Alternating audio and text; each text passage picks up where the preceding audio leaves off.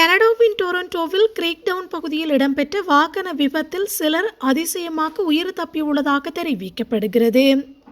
சம்பவத்தினை நேரில் பார்த்த பெண்ணொருவர் விபத்து குறித்து விவரித்துள்ளார்.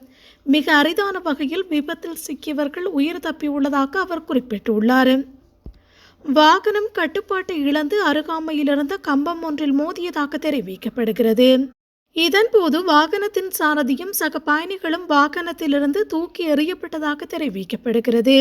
சன நெரிசல் மிக்க வீதியில் தூக்கி எறியப்பட்டவர்கள் மீது வேறு வாகனங்கள் மோதியிருந்தால் உயிர் சேதம் ஏற்பட்டிருக்கும் என்று தெரிவிக்கப்படுகிறது.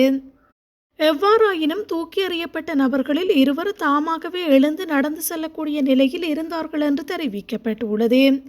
இதனை ஓர் அதிசயம் என்று கூற முடியும் என்று அந்த பெண் தெரிவித்துள்ளார். விபத்தில் காயமடைந்த ஒருவர் வைத்தியசாலையில் அனுமதிக்கப்பட்டதாக தெரிவிக்கப்படுகிறது.